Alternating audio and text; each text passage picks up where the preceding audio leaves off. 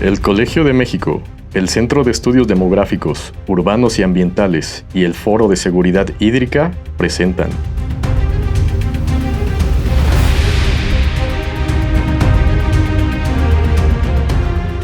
Gota Mexicana, historias, relatos y soluciones.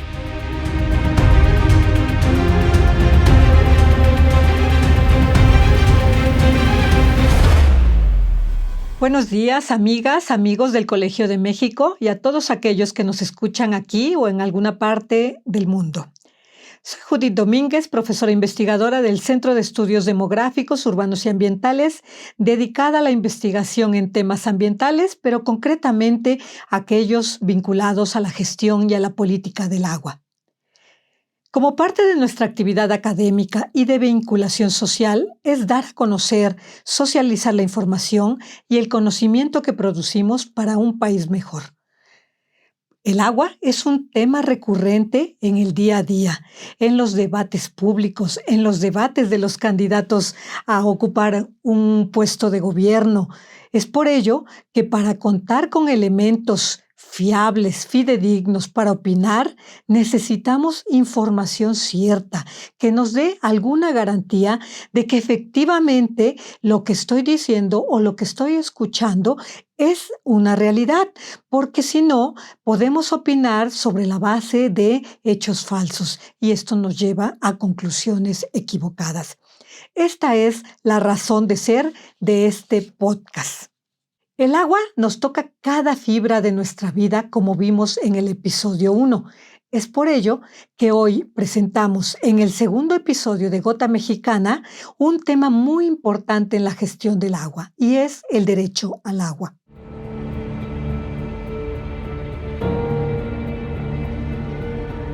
¿A qué nos referimos cuando hablamos del derecho al agua? Hay dos maneras de explicar este derecho al agua. La primera es mirarlo como un derecho humano y la otra como un derecho más amplio que está vinculado al territorio. Veamos en qué consiste cada uno de ellos. Primero me voy a referir al derecho humano al agua. Es un derecho de reciente construcción, relativamente nuevo, podríamos decir, que se ubica dentro de los derechos sociales. El derecho humano al agua es un derecho reconocido en la segunda mitad del siglo pasado. En algunos tratados internacionales se hace referencia, por ejemplo, en los tratados que se refieren a la guerra. En algunas guerras recientes que observamos hoy en día, vemos cómo a la población entera de un país se le priva de un acceso mínimo al agua y eso está en detrimento de su supervivencia y de los mínimos derechos básicos que tiene cualquier persona. A los prisioneros de guerra, si hay algo que se les garantiza también, es el mínimo vital. El derecho al agua, el derecho humano al agua concretamente, ha evolucionado. La observación general número 15, que se refería al derecho a la vivienda, decía en alguno de sus párrafos que una vivienda digna debería de tener los servicios básicos de agua potable y de saneamiento. Y con este último se refería al drenaje y al alcantarillado. Posteriormente, algunas instancias pidieron que se reconociera este derecho humano al agua hasta que muy recientemente, en el 2010, en Naciones Unidas, a instancia de un grupo de países entre los que destacaba Bolivia, se reconoció que toda persona tiene un derecho a un mínimo de agua que se establecía entre 50 y 100 litros. Obviamente hay regiones con un alto estrés hídrico, estoy pensando en algunos países en África o en algunas regiones también de Asia, donde es muy complicado inclusive tener 50 litros o garantizar a las personas 50 litros al día para satisfacer sus necesidades básicas y se acepta solo en estos casos muy extraordinarios o cuando existe una sequía que pueda ser hasta de 20 litros por persona al día. ¿Cuál es el contenido? Es decir, ¿en qué consiste el derecho humano al agua?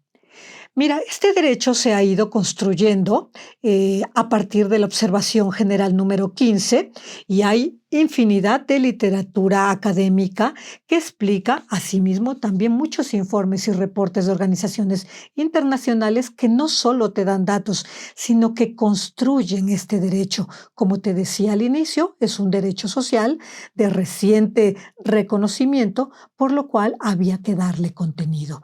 Te voy a explicar, me voy a referir a 5 características.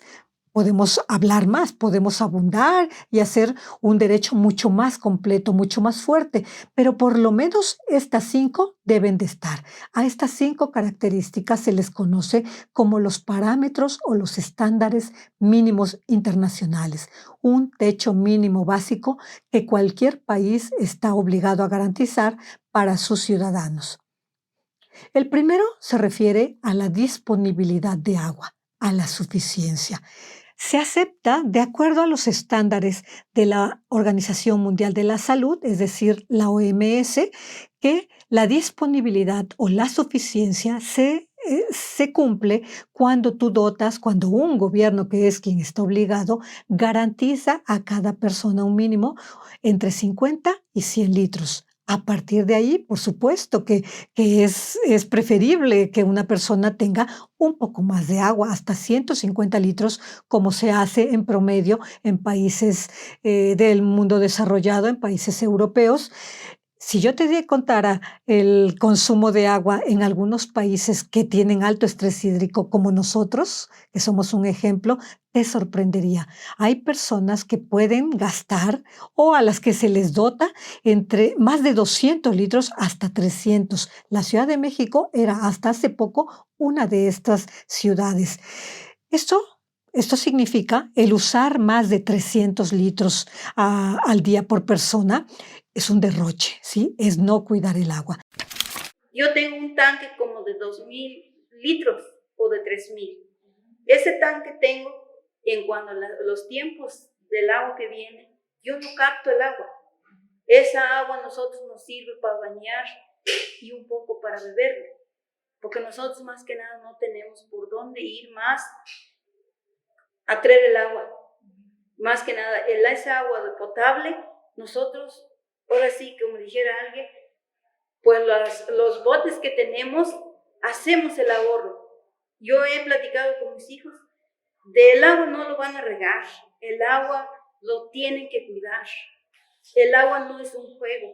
Hemos visto lugares donde el agua lo están regando, pero nosotros, Buenavista, la parte baja, hemos sufrido con el agua.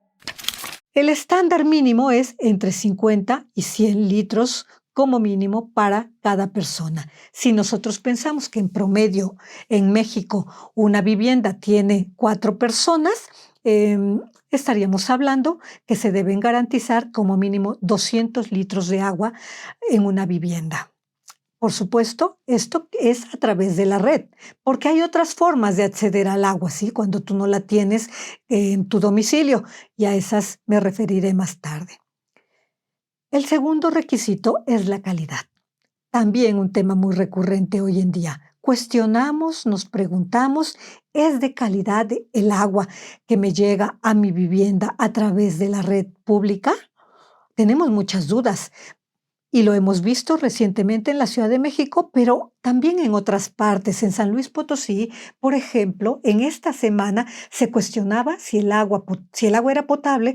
¿Por qué? Porque tenía ya metales pesados, tenía flúor en grandes cantidades, lo cual representa una amenaza para la salud de las personas. La calidad quiere decir que se cumplan las normas oficiales mexicanas, y hay una reciente del 2021 que te dice por lo menos 50, más de 50 parámetros que debe cumplir un organismo operador de agua, es decir, monitorear, vigilar y garantizar para darte agua y decir que esta agua es potable. Pero la realidad es que en nuestro país esta agua solamente viene monitoreada con 3, 5, 20, pero no todos a los que obliga la norma.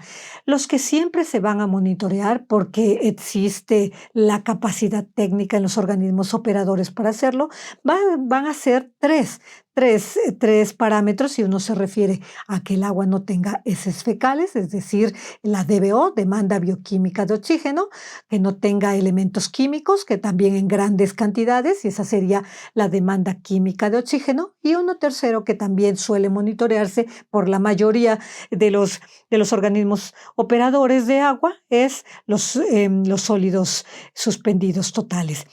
Estos tres, al menos sabemos que regularmente se vigilan por una autoridad, pero hay muchos otros, como los metales pesados, como el arsénico, que no se están revisando, que no se analizan periódicamente y que, sin embargo, la población la está consumiendo, lo está ingiriendo, y eso pone en riesgo, es un riesgo de salud pública. Eso pasa en muchas partes del país. Un tercer requisito es la accesibilidad. ¿Qué significa que el agua sea accesible?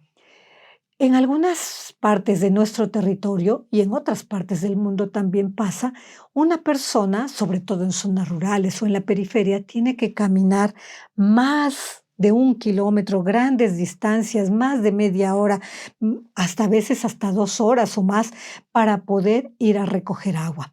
Y hay muchas maneras, ¿no? Aquí mismo, sin ir muy lejos, cerca en Xochimilco, en la alcaldía de Xochimilco, subían el agua hasta hace poco en burros, las aguadoras donde llevaban agua para poderla subir hasta lo más alto del cerro, siendo que los datos de la Ciudad de México dice que tenemos una cobertura del 99%, es decir, que el 99% de las viviendas de la Ciudad de México tienen agua potable en la vivienda o en el terreno en el que se sitúa la vivienda. La realidad no es esa, y eso los radioescuchas que tenemos ahora podrán constatarlo o lo están viviendo. Hay un río en unas 2 montañas, hay un barranco, que ahorita hay agua. Pues yo los llevo a mis hijos a lavar, ellos empiezan a lavar, buscan sus piedritas, ahí se ponen a lavar. Si así rendimos nuestra agua nosotros.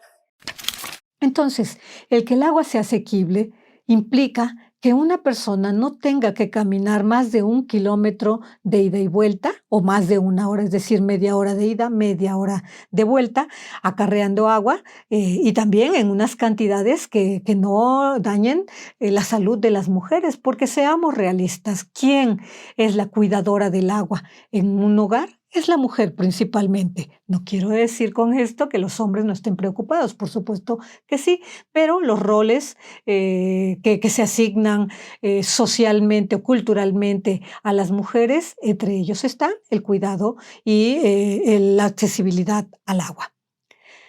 Otro elemento es que el medio por el cual se accede al agua sea aceptado culturalmente.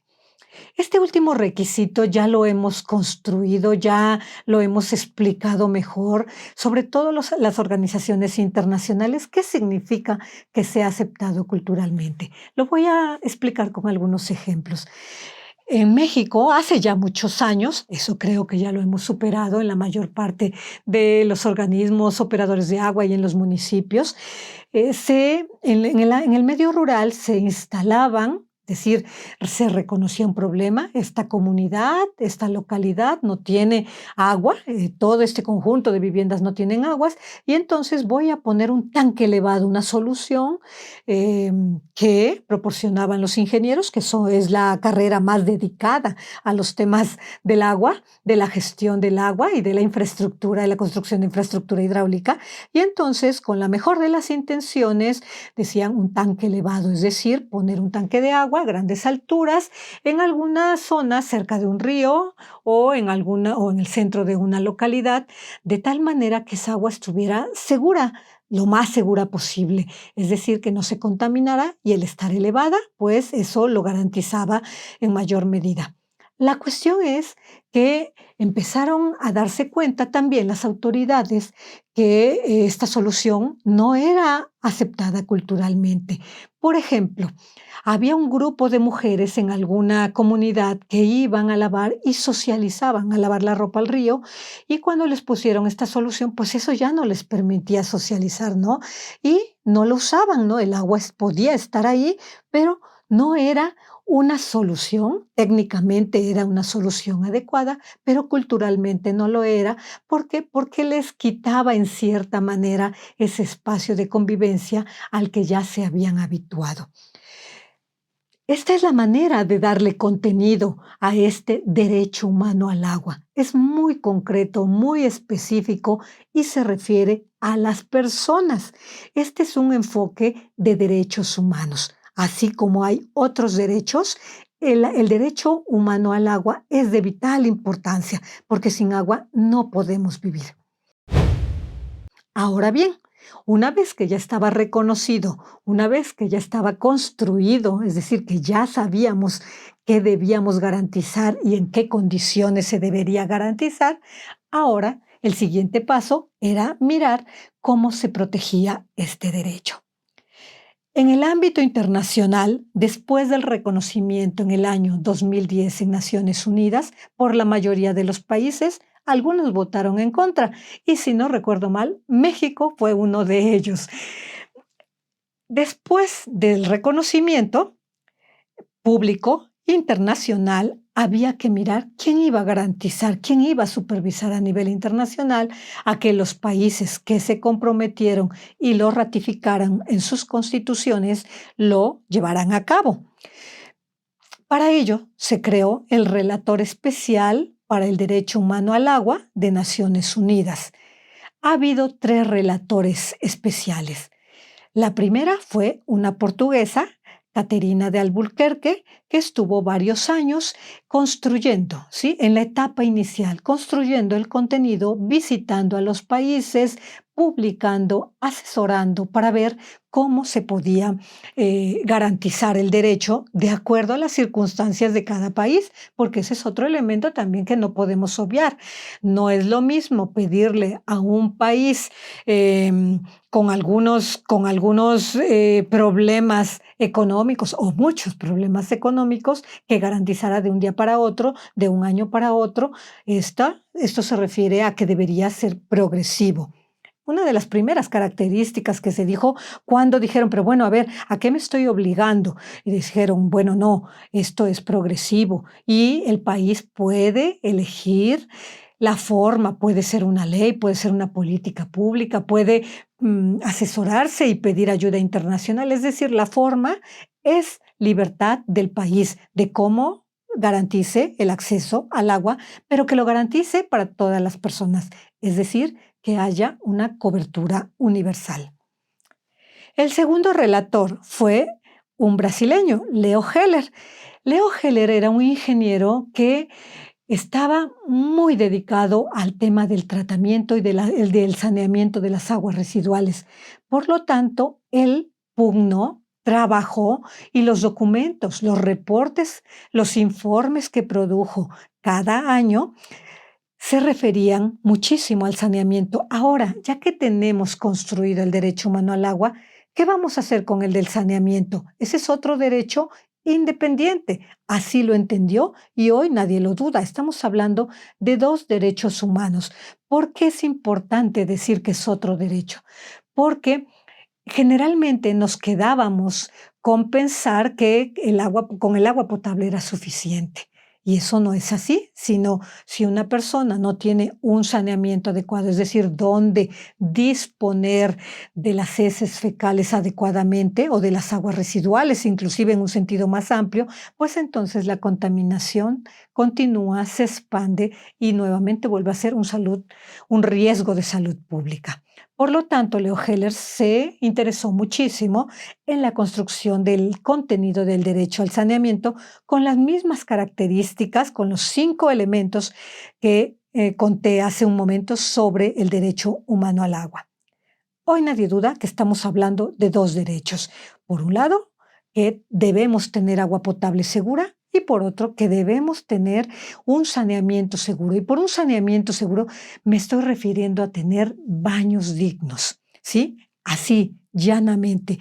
Como derecho humano se refiere a tener baños limpios. Luego, hay quien entiende que en una construcción mucho más amplia de lo que quiere decir saneamiento, también deberíamos abordar o incluir el saneamiento de las aguas residuales y esto nos lleva al tratamiento. ¿A qué tipo de tratamiento vamos a dar de tal manera que no sea causa de contaminación ambiental?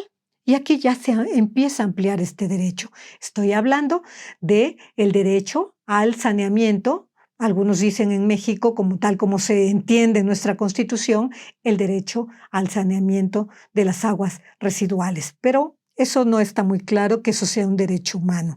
Hay que tratar las aguas, eso es una obligación, pero es más bien una obligación vista desde la perspectiva del servicio público. ¿Sabías que los primeros países en reconocer el derecho al saneamiento en sus constituciones, leyes nacionales o políticas de saneamiento son Uruguay, Sudáfrica, Honduras, Bolivia, Argelia, Bangladesh, Kenia y Sri Lanka? Muchas legislaciones incluyen obligaciones gubernamentales específicas para asegurar el saneamiento y la higiene. Esto ocurre, por ejemplo, en Colombia, Ecuador, Irán, Madagascar, Mauritania, Mozambique, Indonesia, Armenia y Ucrania. Las Cortes Supremas de India y Bangladesh han establecido que el derecho al saneamiento forma parte del derecho a la vida. Y el último relator es Pedro Arrojo, un español, un amigo, que estará, por cierto, en pocos días en México nuevamente, para dar alguna idea de cómo se sigue reforzando a nivel internacional y cómo él visita otros países. En este caso no viene una visita oficial, más bien es una visita académica, pero el relator, una de las funciones de un relator especial de Naciones Unidas es hacer visitas periódicas que le soliciten, en primer lugar, los países, para dar cuenta de cómo va avanzando en el cumplimiento y la garantía de los derechos humanos o a solicitud de algunos grupos sociales.